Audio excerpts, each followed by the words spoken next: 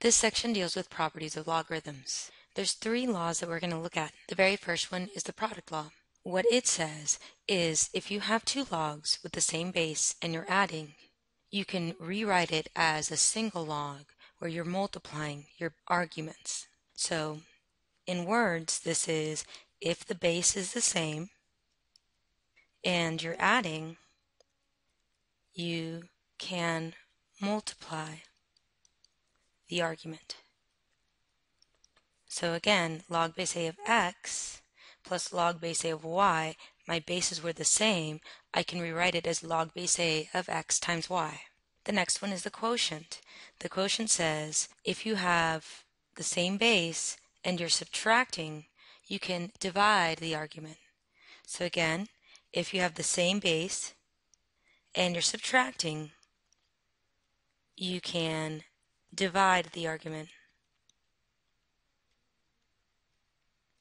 The last one is the power rule. Now the power rule says if you have a variable or a number, something multiplied to the log, you can rewrite it as the log with that argument raised to the variable. So again, if you are multiplying the log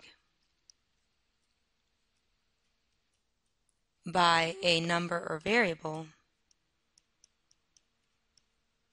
you can raise the argument to that number or variable.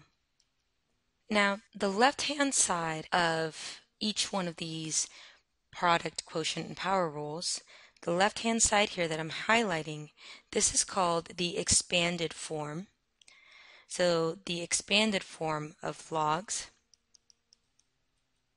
And the right-hand side, where you only see one word log, that is called the condensed form. Sometimes we're going to need to expand our logs, and sometimes we're going to need to condense them. So let's practice doing both in the next few examples. The next examples tell us to use properties of logs to express each of the following as sums or differences of simpler logs. And I already put in here that that means to expand. So we want to get this expanded form. Now when you expand, typically what you'll do is expand in this manner. If there is a quotient, you'll do the quotient first. So if you have a quotient like example 2, you'll split that first. Then if you have a product, you'll deal with all your products. And finally, if you are raised to a power, like for example x cubed here, you will use your power rule. So let's take a look at these examples and practice expanding our logs. Number 1 is log base 3 of x cubed y. Well, I don't have a quotient because there's no division here, but I do have a product, x cubed times y. I said the word times, which means that I could rewrite this as the log base 3 of x cubed plus the log base 3 of y. Again, if you're multiplying within the argument, you can split it up and then add whatever's in that argument. Next is power rule. Are any of these arguments being raised to a power? Yes, x is being raised to the third power. So I can use my power rule and bring it out in front and write 3 times the log base 3 of x plus the log base 3 of y. So if you look here, we are as expanded as we can get because within these arguments, there's nothing else that I can do. Let's look at example 2. Same thing, we want to expand. So remember, the first thing that we want to do, if necessary, is use the quotient. Well, I have division here, so I do need to use the quotient. So I write the log base a of the numerator, which is w squared z to the fourth, minus the log base a of the denominator, which is 3x to the sixth. So I've gotten my quotient out of the way. Now I need to see, do I have a product? Within these parentheses, am I multiplying? Yes, I am. W squared and z to the fourth are being multiplied, and then the other parentheses 3 and x to the sixth. So let's split them up with the product rule. So for this first one, I can rewrite it as the log base a of w squared plus the log base a of z to the fourth. For my second one, I'm going to write the log base a of 3 plus the log base a of x to the sixth. Now, why did I put the bottom here in parentheses or in this bracket? Since there's a subtraction sign and we'll also be using the product rule, we're going to end up having to distribute that subtraction sign or that minus sign to everything that's in there. So whenever you have a quotient and there's something in that argument that needs to be expanded, you must put it in parentheses so that you remember to distribute your negative. Power rule is last. So do I have any? Yes. I have some on 3 of my arguments. So let's rewrite this. This is 2 times the log base A of W plus 4 times the log base A of Z. And let's see if I distribute that, that's going to be minus the log base A of 3. Then I'm going to bring this 6 in front, but don't forget to distribute that negative. So minus 6 times the log base A of x. So the log base A of w squared z to the 4th, 3x to the 6th expanded to 2 times the log base A of w plus 4 times the log base A of z minus the log base A of 3 minus 6 times the log base A of x.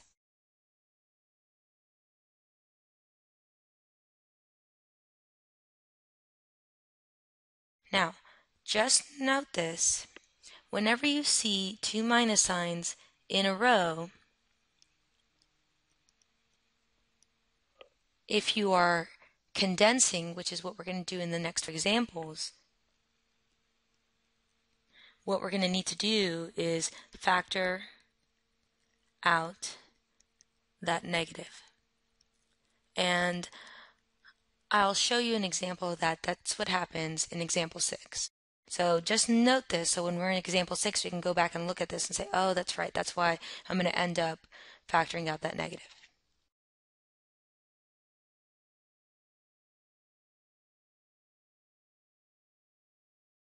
All right, well, let's look at example 3 now.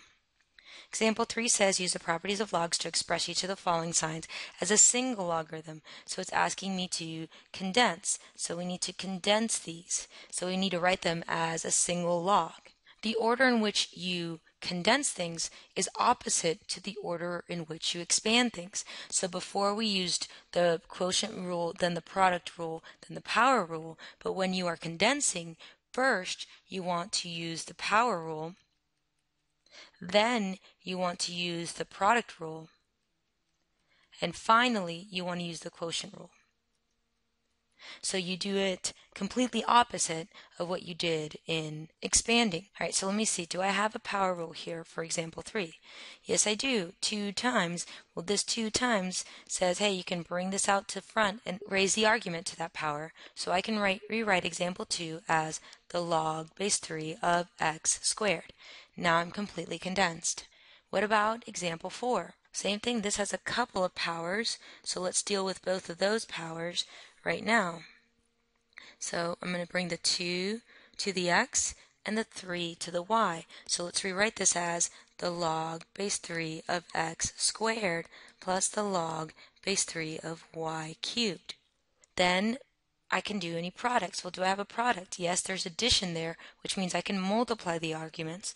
So I can rewrite this as the log base 3 of, multiply the arguments, x squared y cubed. And I'm all done. I don't have a quotient, there was no minus sign, and if you look here, we are completely expressed as one single log. Let's look at example 5. So again, first thing we need to do is see if you have any power rules. Well, not here, but I have a 2 here that can come out front, and it can raise the argument to that power. So I'm going to rewrite this as the log base A of x plus 1 minus the log base A of x minus 1 squared. Then I need to see if I have a product.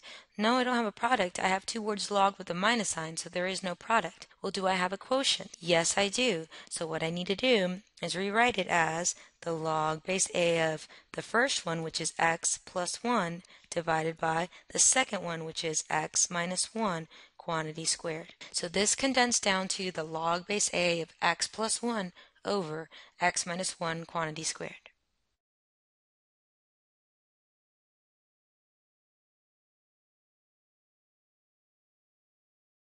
Let's do example 6. Notice in example 6 that I have two minus signs in a row. Recall from example 2, if you have two minus signs in a row, what's going to end up happening is you're going to have some kind of product in the denominator. So we need to factor out that negative. So we're going to start by factoring out that negative. So I'm going to rewrite this as 2 natural log of x minus, open a parentheses. If I take a minus from a minus, that becomes the positive natural log of x minus 3. If I take a minus from a minus, that becomes plus the natural log of x plus 3. Oh, when you're factoring, you have to be able to distribute back in and get what you have there. So I removed those two minuses and made them positive and stuck the minus out there. Well, let's continue to condense this. Let's start with the power rule. Did I have any power rule? I do right here. I need to bring this 2 out in front and raise x to the second power. So let's rewrite this as the natural log of x squared. Then keep going. Then I need to ask myself, do I have a product rule? Am I adding any logs? I am here inside the parentheses. Well, since I have a product rule, I need to multiply those arguments. So I can rewrite this as the natural log of x minus 3 times x plus 3. Finally, quotient. Do I have a subtraction sign? I do. So I need to rewrite this as the natural log of, the first is your numerator, x squared. The second is your denominator, x minus 3 times x plus 3.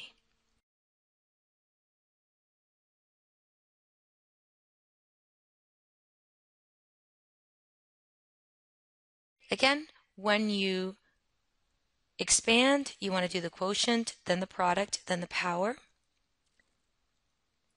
When you condense, you want to do the power, the product, and the quotient. That's it for properties of logs.